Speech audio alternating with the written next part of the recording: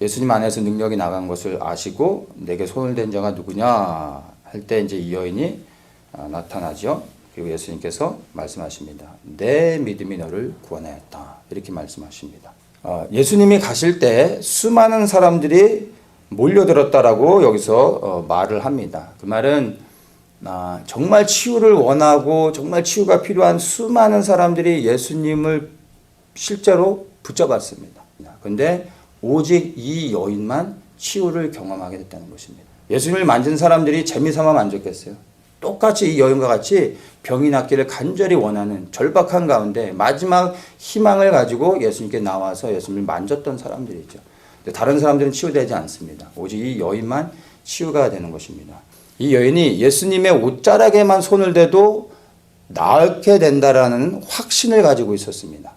그래서 그 확신 때문에 이 여인은 부끄러움에도 불구하고 그 수많은 사람들의 틈에서 몸을 삐집고 들어가서 예수님을 만진 것입니다. 그리고 이 여인의 만짐으로 인해서 예수님의 능력이 흘러나가 이 여인을 치유했습니다.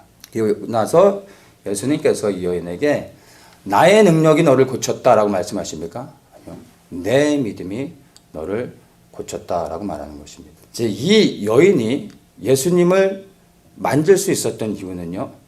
예수님의 옷자락만 손을 대도 나은다라는 확신이 있었기 때문입니다. 이 확신은 예수님을 만지면 난 치유될 거야 라는 자기 안에서 일어난 소원이 아니라 성령의 감동 안에서 주신 확신이었던 것입니다.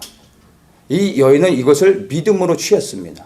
그리고 그 믿음은 이 여인으로 하여금 행동하게 만들었고 실제로 나가서 예수님을 만졌을 때 역사가 일어났다라는 것을 우리가 이제 볼 수가 있습니다. 이 여인이 예수님의 옷자락에 손을 대기만 해도 나을 것이라는 믿음과 확신이 있었다 할지라도 예수님을 만지지 않았다면 그건 정말 믿는 것입니까? 믿는 게 아니죠. 확신했기 때문에, 믿었기 때문에 만진 것입니다. 만질 때 믿음의 역사가 흘러가고 이 여인을 치유하게 하는 놀라운 역사가 있었다는 것입니다. 그러니까 병이 낫기를 원했던 수많은 그런 많은 사람들, 간절한 소원을 가지고 치유를 갈망하면서 예수님을 만진 사람들에게 능력이 나가지 않았습니다.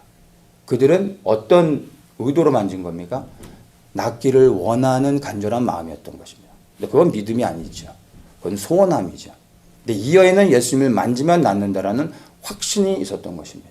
성령의 확신을 가지고 만졌습니다. 이것이 살아있는 믿음이라는 것을 우리에게 보여주고 이 믿음이 야이로의 그 믿음과 연결이 되어져서 죽은 딸의 소식을 들었을 때도 여전히 포기하지 않고 수많은 사람들이 절망하게 하고 포기하게 만들었지만 예수님을 모시고 죽은 딸에게 갔다는 것입니다.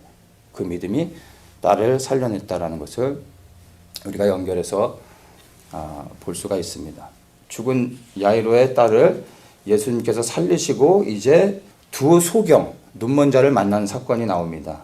자, 이들이 눈을 뜨고 보게 될 수 있었던 원인이 무엇이라고 생각하십니까? 자기가 눈을 뜨게 될 것이라는 것을 믿었기 때문에 예수님께서 자신들을 보게 한다는 것을 믿었기 때문일까요? 다윗의 자손이여 이렇게 말합니다. 여기에 이제 해답이 있습니다. 여기서 이들이 말한 다윗의 자손이라는 것은 즉 이 사람들은 다윗의 자손으로 오시는 메시아인 예수 그리스도를 알았던 것입니다. 예수님이 다윗의 자손이라는 것은 곧 예수님이 성경에 기록된 메시아라는 것이고 이 메시아는 모든 것을 능하게 하실 수 있다는 것을 믿었던 것입니다. 이들은 예수가 그리스도요, 예수가 열방의 왕이시오. 또한 이 예수님이 치료하시는 분이라는 것을 믿었습니다. 예수님을 믿었던 것이죠. 그래서 예수님만이 자신들을 치료할 수 있다는 것 또한 믿을 수 있었던 것입니다. 그래서 내가 능히 이 일을 할 줄을 믿느냐라고 말할 때 이들이 믿은 것은 예수님이 치료하시는 분이기 이전에 예수님이 전능하신 하나님이신 것을 믿었기 때문에 치료하실 수 있다는 것을 믿을 수 있었던 것입니다. 그리고 나서 예수님께서 눈을 떠라 이렇게 말씀하시지 않고요. 너희 믿음대로 되라 이렇게 말씀하세요. 믿음대로 되라 했더니 눈을 뜨게 됐던 것입니다. 이 두 소경이 정말로 믿음이 있었는지 없었는지를 우리가 보게 되는 것입니다. 믿음대로 되라 할 때 눈이 떴던 것입니다. 이들은 예수님을 믿었고 예수님을 통해 눈을 다시 뜨게 된다는 것을 믿었던 것입니다. 만약에 여러분들에게 이 말씀처럼 예수님께서 너희 믿음대로 되라 라고 말씀하셨을 때 여러분 이게 여러분 아멘으로 받으실 수 있으시겠습니까? 지금의 여러분의 믿음의 상태를 한번 잘 돌아보십시오. 이 말씀에 정말로 아멘으로 즉시로 받을 수 있으신지. 이 믿음대로 되라 라는 것이 어떤 사람에게는 축복이 될 수도 있고요. 어떤 사람에게는 저주가 될 수도 있습니다.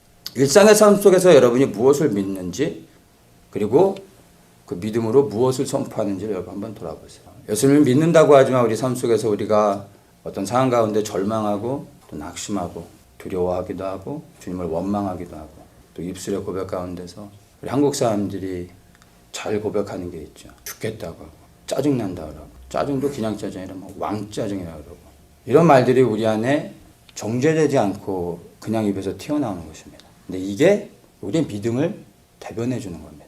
우리의 믿음대로 정말 됐다면 진작에 저 세상 사람들이 되어질 사람들이 많다는 것입니다. 내 믿음대로 되라 이 말씀을 우리가 아멘으로 받기 위해서는요.